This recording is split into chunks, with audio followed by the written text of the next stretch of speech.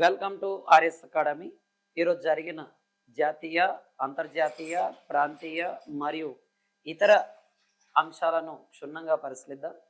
ముందుగా ఈరోజు మొదటి కరెంట్ టాపిక్ ఏంటి సార్ అంటే భూగర్భంలో జలరాశులు అపారం అని ఇవ్వడం జరిగింది. అయితే మనకి ఇక డేటా కూడా నీట్గా ఇచ్చాడు అన్న. 2024 దేశంలో భూగర్భ జలాలు ఇండియాలో ఏవైతే భూగర్భ జలాలు ఉంటాయో ఈ భూగర్భ జలాలు అనేవి భారతదేశంలో ఓకేనన్న దాదాపుగా 12,656.20 టీఎంసీలుగా ఓకే వర్షపు నీరుగా మారిందంట. వర్షపు నీరుగా మారింది అని మనకు డేటా ఇవ్వడం జరిగింది. అంటే 2024లో దేశంలో ఉన్న భూగర్భ జలాలు ఏవైతే ఉన్నాయో ఆ భూగర్భ జలాలు అనేవి వర్షపు నీరుగా మారాయి. ఎన్ని సార్ అంటే 12,656.20 టీఎంసీలు అని మనకి ఎవరు సార్ అంటే కేంద్ర జలవనరుల శాఖ నివేదిక ఇవ్వడం జరిగింది.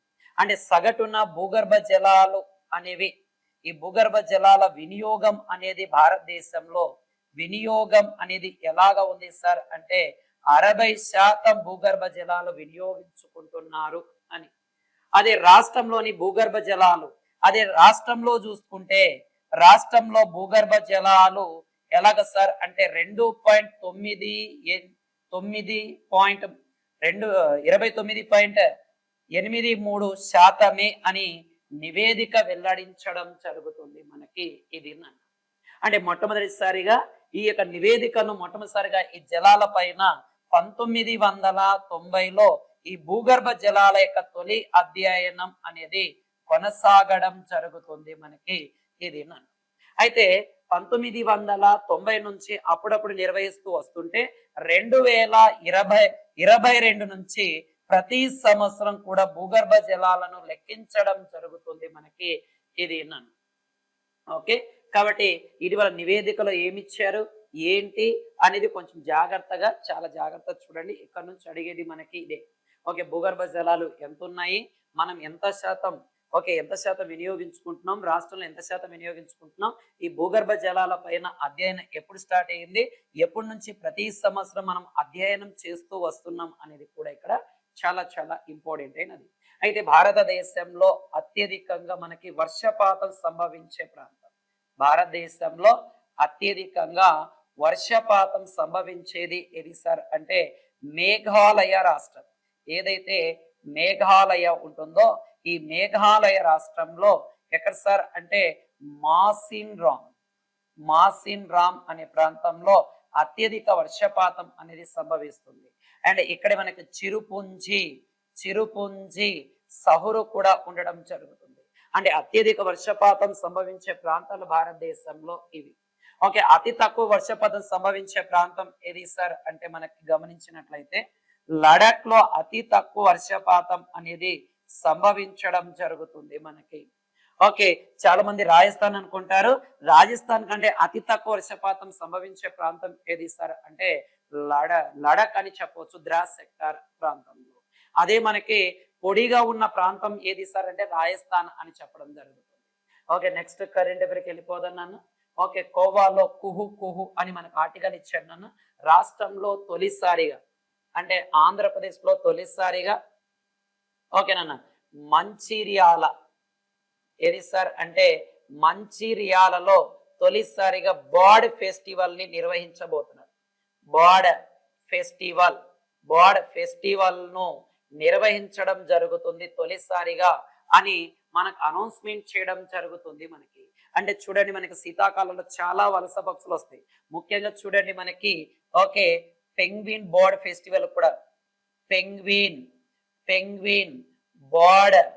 బర్డ్ ఫెస్టివల్ అనేది కూడా నిర్వహిస్తారు మనకి. బర్డ్ ఫెస్టివల్ కూడా నిర్వహించడం జరుగుతుంది.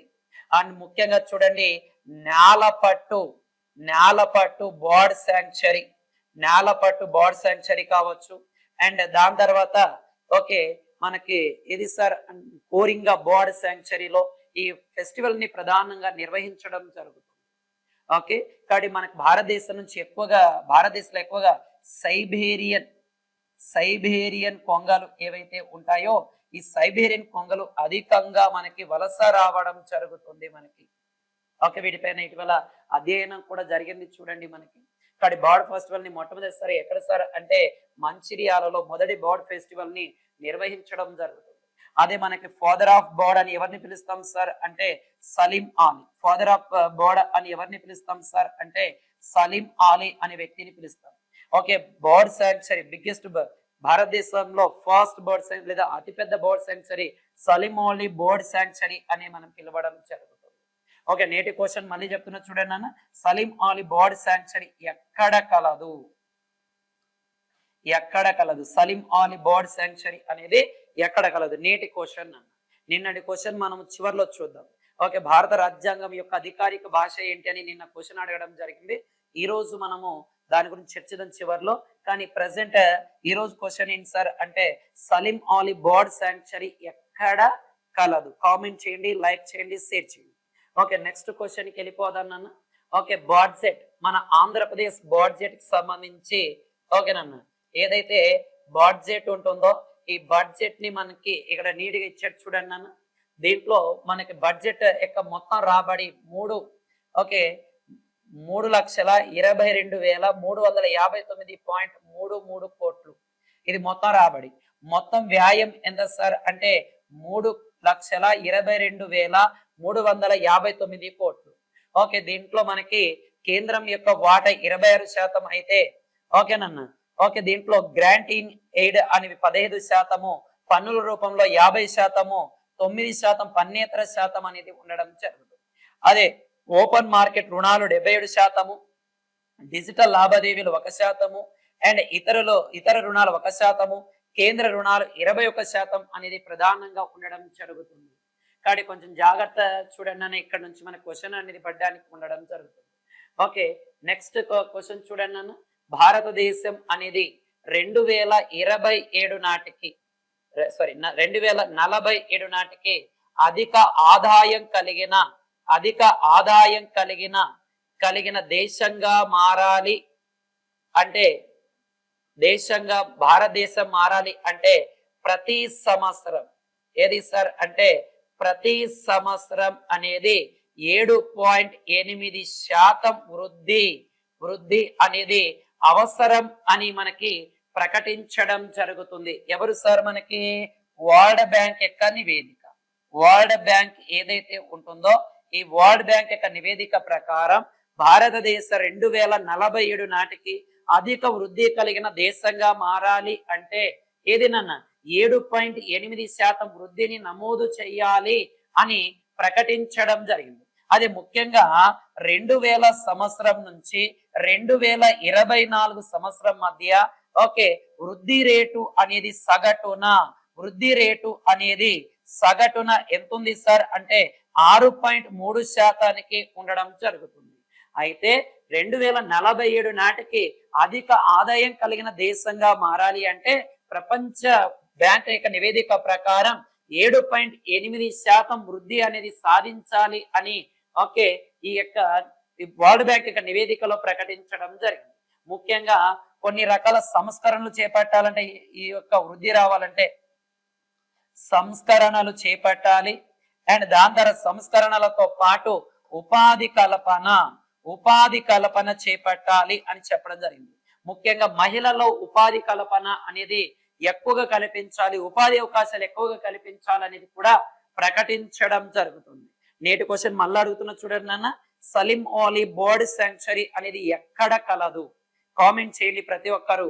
ఓకే. నెక్స్ట్ వన్ క్వశ్చన్ చూద్దాం నాన్న. ప్రతి ఒక్కరు గుర్తుపెట్టుకోండి నాన్న. కామెంట్ చేయడం, లైక్ చేయడం, షేర్ చేయడం మాత్రం మర్చిపోవద్దు.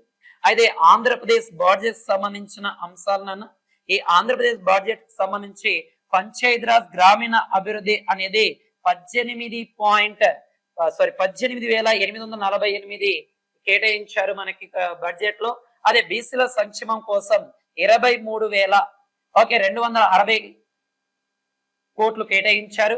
పాఠశాల విద్య కోసం 31,806 కోట్లు కేటాయించారు. ఆరోగ్యం కోసం 19,265 కేటాయించారు.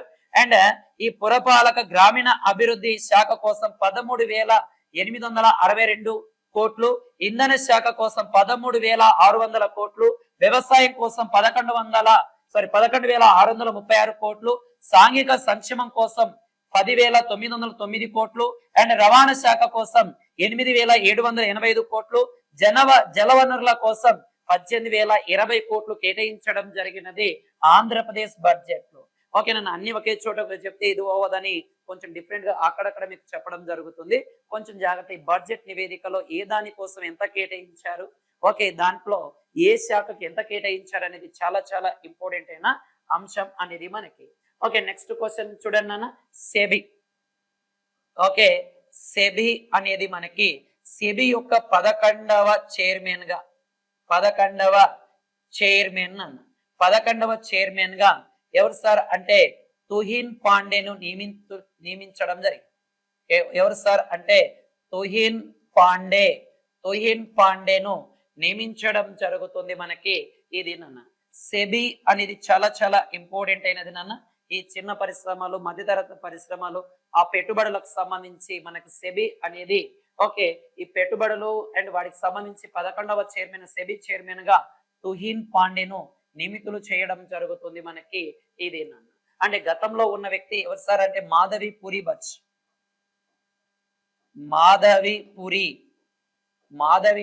బచ్ యొక్క పదవి కాలం ముగియడంతో ఈ తుహిన్ పాండే అనే వ్యక్తి కొత్తగా జాయిన్ అవ్వడం జరుగుతుంది మనకి. ఓకే, నెక్స్ట్ చూద్దాం నాన్న. మనకి భారతదేశంలో మార్చి 8వ తారీఖున ఒక కార్యక్రమం చేపట్టబోతున్నారు. ఏది సార్ అంటే ప్రేరణ శక్తి.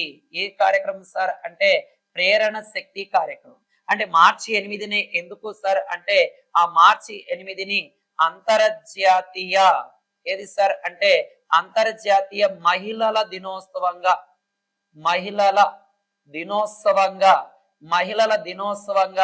నిర్వహించడం జరుగుతుంది మనకి.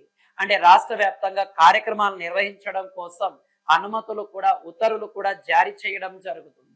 ముఖ్యంగా మైక్రో, స్మాల్, ఓకేనా, మీడియం ఎంటర్ప్రైజెస్ ఏవైతే ఉంటాయో, ఓకే, సూక్ష్మ, మధ్య అండ్ చిన్న తరహా పరిశ్రమలు ఏవైతే ఉంటాయో వాళ్ళలో ఉత్తమ ప్రతిభ కనబర్చిన వారికి, ఓకే, వాళ్ళకు కొన్ని రకాల పురస్కారాలు లేదా ప్రతిభ ఆధారంగా వాళ్ళకి కొన్ని రకాల పురస్కారాలను కూడా ఇవ్వడం జరుగుతుంది, వాళ్ళని సన్మానించడం కూడా జరుగుతుంది అని ఈ ప్రేరణ శక్తి అనే కార్యక్రమాన్ని చేపట్టడం జరిగినది. ఓకే, నెక్స్ట్ క్వశ్చన్ కి వెళ్ళిపోదాం నాన్న మనం. ఓకే, వరి వంగడాలపై మాటేరు సంతకం అనేది ఇచ్చారు. ఓకే, మనకి మాటేరు అనేది చాలా చాలా ఇంపార్టెంట్ అయినది నాన్న మనకి. ఏది సార్ అంటే మాటేరు అనేది. ఈ మాటేరు ఏంటి సార్ అంటే ఆంధ్రప్రదేశ్ వ్యవసాయ పరిశోధన కేంద్రం, వరి పరిశోధన కేంద్రం. ఆంధ్రప్రదేశ్ వరి పరిశోధన కేంద్రం ఏది సార్ అంటే ఈ మాటేరు. ఈ మాటేరు వరి పరిశోధన కేంద్రం ఉంది. ఇది 1925లో 75 ఎకరాల స్థలంలో దీన్ని ఏర్పాటు చేశారు. ఇది 2025 నాటికి 100 సంవత్సరాలు పూర్తవడం జరిగింది. అందువలన శతాబ్ది ఉత్సవాలు నిర్వహించడానికి సిద్ధంగా ఉండడం జరుగుతుంది అని చెప్పడం జరుగుతుంది. ఈ మాటేరు ఏదైతే ఉంటుందో ఈ మాటేరు తయారు చేసిన లేదా మాటేరు తయారు చేసిన వంగడాలు ఏవైతే ఉంటాయో, వంగడాలు మీన్స్ విత్తనాలు ఏవైతే సీడ్స్ అయితే ఉంటాయో అవి దేశవ్యాప్తంగా ఓకేనా, దేశవ్యాప్తంగా 25% అండ్ రాష్ట్రంలో 80% సాగవుతున్నాయి. ఇది తయారు చేసిన ఈ వంగడాలు అంటే దేశవ్యాప్తంగా అండ్ రాష్ట్ర వ్యాప్తంగా ఈ తయారు చేసిన ఇవి ఏది సార్ అంటే విత్తనాలు ఎక్కువగా వాడడం జరుగుతుంది. ముఖ్యంగా ఈ మాటేరులో 8 విభాగాల్లో 20 మంది శాస్త్రవేత్తలు ఎవరైతే ఉంటారో వాళ్ళు ఈ యొక్క తెగుళ్ళు వరి తెగుళ్ళ పైన పరిశోధన కూడా చేయడం జరుగుతుంది మనకి. ఇది అండ్ దాని తర్వాత చూడండి national rice research institute, national rice research institute ఎక్కడుంది సార్ అంటే ఒడిస్సాలోని కటక్ అనే ప్రాంతంలో ఉంది. అదే ఇంటర్నేషనల్ రైస్ రీసెర్చ్ ఇన్స్టిట్యూట్ ఎక్కడుంది సార్ అంటే మనకి మనీలా ఫిలిప్పైన్స్ లో ఉండడం జరుగుతుంది. ఓకే, ఇది కూడా కొంచెం జాగ్రత్తగా నీట్గా రాసుకున్నాను. Next one, okay, Andhra Pradesh budget కి సంబంధించిన విషయాలు నాన్న మనకి. ఓకే, మనకి ఇది అంతగా అవసరం లేదు కానీ మనం ఆల్రెడీ చూసాము. దాని తర్వాత ఆంధ్రప్రదేశ్ లో అమృత్ 2 పథకంలో బడ్జెట్ లో కొన్ని నిధులు కేటాయించారు. ఏది సార్ అంటే అమృత్ 2.0 అని ఒక స్కీమ్. ఏంటి సార్ ఈ బడ్జెట్ లో ఎంత కేటాయించారు సార్ అంటే 751.72 కోట్ల రూపాయలు కేటాయించారు. ఎందుకు కేటాయించారు సార్ అంటే పట్టణాలు ఏవైతే పట్టణాలు ఉంటాయో ఈ పట్టణాలలో మౌలిక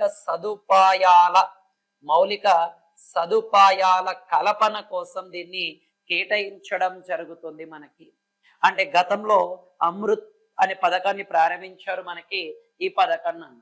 ఓకే, ఎప్పుడు ప్రారంభించారు అమృత్ అనేది? గతంలో 2022లో ప్రారంభించారు. అయితే ఈ 2020 ఓకేనన్న 2025-26 బడ్జెట్ లో ఏం చేశారు సార్ అంటే అమృత్ 2.0 అనే పథకాన్ని ప్రారంభించి ఈ పట్టణాల్లో మౌలిక సదుపాయాల కోసం ఈ యొక్క ఏకంగా 751.72 కోట్లు కేటాయించడం జరుగుతుంది మనకి. ఇదేనా? ఓకే, నెక్స్ట్ క్వశ్చన్ కి వెళ్ళిపోదాం నాన్న. ఓకే, మనకి ఇస్రో ఇది ప్రారంభించడం జరిగింది నాన్న. ఇస్రో ఏంటి సార్ మనకి? ఇస్రో ఏంటి సార్ అంటే స్పై డెక్స్ అనే దాన్ని ప్రారంభించడం జరిగింది. ఏది సార్ అంటే స్పైడెక్స్ ప్రయోగాలు మొదలు పెట్టడం జరిగింది. స్పైడెక్స్ ప్రయోగాలు అనగా ఏంటి సార్ అంటే మనకి 2 ఉపగ్రహాలను ఒకదానితో ఒకటి అనుసంధానించే కార్యక్రమం. ఓకే, ఇది గతంలోనే మనకి 2 శాటిలైట్లు ఏవైతే 2 ఉపగ్రహాలు ఉంటాయో ఈ యొక్క 2 ఉపగ్రహాలను ఒకదానితో ఒకటి అనుసంధానం చేశారు మనకి. చేజ్లెస్ అండ్ టార్గెట్ అనే 2 ఉపగ్రహాలను ఈ యొక్క అనుసంధానం చేయడం జరిగింది. వీటిని మళ్ళీ రేపు మార్చి 15న మళ్ళీ ప్రారంభిస్తాము అంటే మార్చి 15న మళ్ళీ ప్రారంభిస్తాము అని చెప్పడం జరిగింది. ఓకే, దీన్ని డాకింగ్ లేదా ఏమంటాం సార్ అంటే స్పైడెక్స్ అనే పేరుతో పిలుస్తాం. అంటే 2 ఏవైతే ఉపగ్రహాలు ఉంటాయో వాటిని అనుసంధానం చేయడము మళ్ళీ వాటిని విడగొట్టడం అనేది జరగడం జరుగుతుంది మనకి. ఇది నన్న దీనికి సంబంధించి ఇస్రో చైర్మన్ అయిన వి నారాయణ్ అనే వ్యక్తి ప్రకటించడం జరుగుతుంది. వి నారాయణ్ అనే వ్యక్తి ప్రకటించారు మనకి. అది ఇస్రో అనేది 1969 ఆగస్టు 15వ తారీఖున ప్రారంభించారు. ఎక్కడుంది సార్ అంటే దీని ప్రధాన కార్యాలయం బెంగళూరులో ఉండడం జరుగుతుంది. కాబట్టి మనం బెంగళూరుని ఏమంటాం సార్ అంటే స్పేస్ సిటీ అనే పేరుతో దీన్ని పిలవడం జరుగుతుంది మనకి. ఇది నాన్న. ఓకే, అండ్ నేటి క్వశ్చన్ మళ్ళీ అడుగుతున్నా చూడండి నాన్న. సలీం అలీ బర్డ్ శాంక్చురీ ఎక్కడ కలదు? కామెంట్ చేయండి, లైక్ చేయండి, షేర్ చేయండి. ఓకే, నెక్స్ట్ క్వశ్చన్ కి వెళ్ళిపోదాం నాన్న మనం. ఓకే, 2047 స్వర్ణాంధ్ర లక్ష్యాలను రాష్ట్ర ప్రభుత్వం ప్రకటించడం జరిగింది. స్వర్ణాంధ్ర లక్ష్యాలను. ఓకే, ఈ యొక్క ఓకేనన్న దీంట్లో భాగంగా 2047 నాటికి రాష్ట్ర జనాభా ఏదైతే ఉంటుందో ఓకే రాష్ట్ర జనాభా ఏదైతే ఉంటుందో ప్రజెంట్ 5.30 కోట్ల మంది జనాభా ఉన్నారు. దీని యొక్క లక్ష్యం ఎంత సార్ అంటే 5.80 కోట్లకు చేరాలి అని లక్ష్యం 2047 నాటికి. అదే ఆయు ప్రమాణం ఓకేనన్న ఆయు ప్రమాణం అనేది ప్రజెంట్ 70.6 సంవత్సరాలు ఉండడం జరుగుతుంది. దీని యొక్క లక్ష్యం 85 సంవత్సరాలకు ఆయు ప్రమాణం అనేది పెంచాలి. అదే పట్టణ జనాభా ఏది సార్ అంటే పట్టణ జనాభా ఏదైతే ఉంటుందో ఈ పట్టణ జనాభా అనేది ప్రస్తుతం 36% ఉంది. ఈ 36 నుంచి 60% పెంచాలి. అదే అక్షరాస్యత ఓకే ఆంధ్రప్రదేశ్ యొక్క అక్షరాస్యత అనేది 72% అనేది అక్షరాస్యత ఉంటే 100% అనేది అక్షరాస్యత యొక్క లక్ష్యం. అదే కార్మిక శక్తిలో మహిళల భాగస్వామ్యం అనేది 45.8% ప్రస్తుతం ఉంటే దీన్ని 80%కి పెంచాలి. అదే మనకి GSDP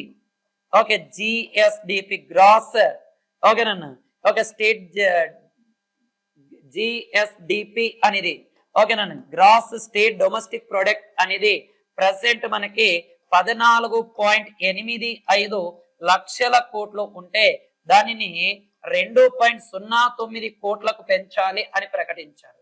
and next one per capital income తలసరి ఆదాయం అనేది 2,79,649 ఉంటే దీని లక్ష్యం ఎంత సార్ అంటే 36,70,128 లక్షలకు పెంచాలని దీని యొక్క ఇది.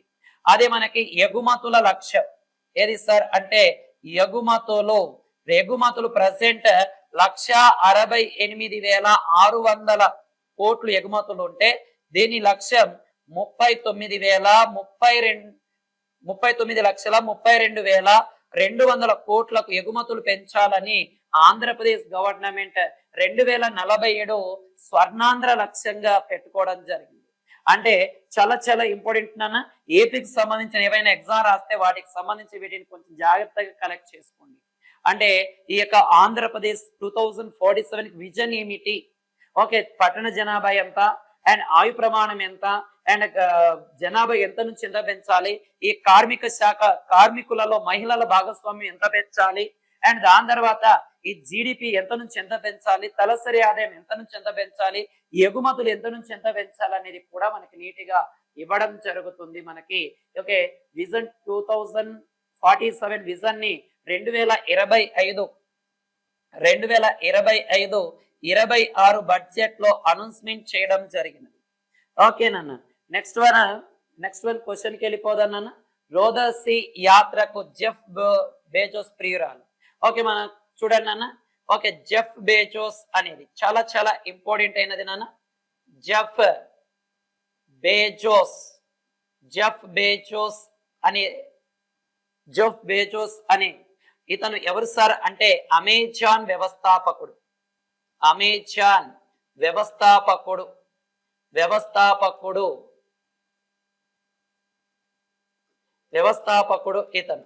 ఇతను బ్లూ ఆర్జిన్ ఏది సార్ అంటే బ్లూ ఆర్జిన్ ఏదైతే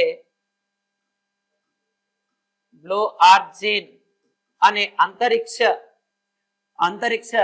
పరిశోధన సంస్థ నుంచి ఓకేనన్న ఏది సార్ అంటే ఈ యొక్క రోదసీ యాత్రను చేపట్టబోతున్నారు. రోదసీ యాత్ర మీన్స్ అంతరిక్ష యాత్రను చేపట్టబోతున్నారు. ఓకే ఏది సార్ అంటే NS-31 మిషన్ అనే పేరు కూడా పెట్టారు. ఓకే NS-31 మిషన్ అనే పేరు కూడా పెట్టారు. ఇది మనకి ప్రయోగం అనేది మార్చి నుంచి జూన్ మధ్య దీన్ని చేయబట్టబోతున్నారు. ఇది మొత్తం కూడా మహిళలు మాత్రమే దీంట్లో ప్రయాణించే విధంగా దీన్ని డిజైన్ చేయడం జరుగుతుంది. అంటే బ్లూ ఆర్జిన్ వ్యవస్థాపకుడైన గతంలోనే ఆల్రెడీ అంతరిక్ష యాత్రకు సంబంధించి ఏది మనకు అంతరిక్ష యాత్ర చేశారు. దాంట్లో భాగంగానే ఇది మనకు రోదసీ యాత్ర కేవలం మహిళలతో కలిసిన రోదసీ యాత్ర చేపట్టబోతున్నారు. NS-31 మిషన్ అని పేరు పెట్టారు. మార్చి నుంచి జూన్ లో ఇది ఈ యాత్రను చేపట్టబోతున్నారు. దీంట్లో కొంతమంది మహిళలు మాత్రమే తీసుకోవడం జరిగింది మనకి ఇదేనా. ఓకే కాబట్టి నెక్స్ట్ క్వశ్చన్కి వెళ్ళిపోదానన్న. అండ్ చైనా అంతరిక్ష కేంద్రంలోకి పాక్ వ్యోమోగామి అంటే చైనా యొక్క అంతరిక్ష కేంద్రం ఏది సార్ అంటే టియాగాంగ్ అనేది. ఏది సార్ అంటే టియాగాంగ్ అనే అంతరిక్ష పరిశోధన కేంద్రం అనేది ఉండడం జరుగుతుంది. దీంట్లోకి పాకిస్తాన్ ఏదైతే పాకిస్తాన్ వ్యోమోగామి ఆస్ట్రోనాట్ ఉంటాడో అతన్ని పంపించబోతున్నామని శిక్షణ కూడా ఇవ్వడం జరుగుతుంది. ఏది సార్ అంటే చైనా అనే దేశం ఇవ్వడం జరుగుతుంది. కాబట్టి రీసెంట్ గానే చైనా ప్రయోగించిన శాటిలైట్ లో కూడా పాకిస్తాన్ యొక్క శాటిలైట్లను కూడా ప్రయోగించడం జరిగింది గతంలో. ఓకే, నెక్స్ట్ వన్, అమెరికా యొక్క అధికారిక భాషగా ఇంగ్లీష్ ని ప్రకటించడం జరిగింది. ఇంగ్లీష్ అనేది అమెరికా యొక్క అధికారిక భాషగా, ఓకేనన్న, ఈ యొక్క వైట్ హౌస్ లో ఏదైతే వైట్ హౌస్ ఉంటుందో ఈ వైట్ హౌస్ లో ఈ అమెరికా అధ్యక్షుడు అయిన డొనాల్డ్ ఏది సార్ అంటే డొనాల్డ్ ట్రంప్ ప్రకటించడం జరుగుతుంది. డొనాల్డ్ ట్రంప్ గారు ప్రకటించడం జరుగుతుంది మనకి ఏది సార్ అంటే ఇది అధికారిక భాష. ప్రపంచంలో అత్యధిక మంది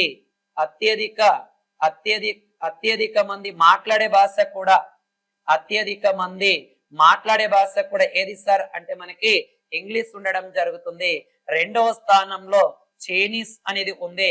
మూడవ స్థానంలో ఏది సార్ అంటే హిందీ అనేది కూడా ఉండడం జరుగుతుంది. ఆల్రెడీ మనం గత క్లాస్ లో చెప్పుకున్నాం, హిందీ ఈ యొక్క యుఎన్ఓ యొక్క ఏది వార్తలను చెప్పే లాంగ్వేజ్ లో కూడా దీన్ని యాడ్ చేశారు. ఏదని సార్ అంటే హిందీ.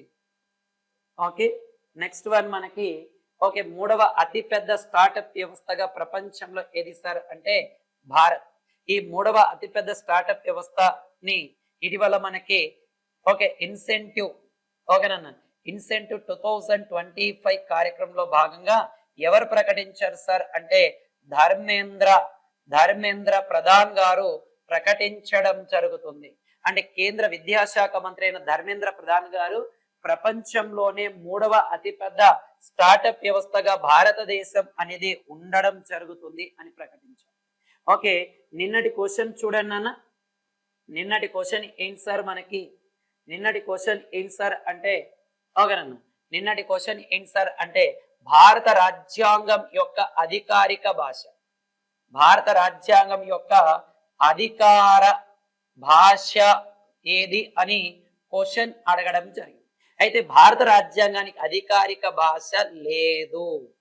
ఎందుకు సార్ అంటే భారతదేశం అనేది ఒక లౌకిక దేశం.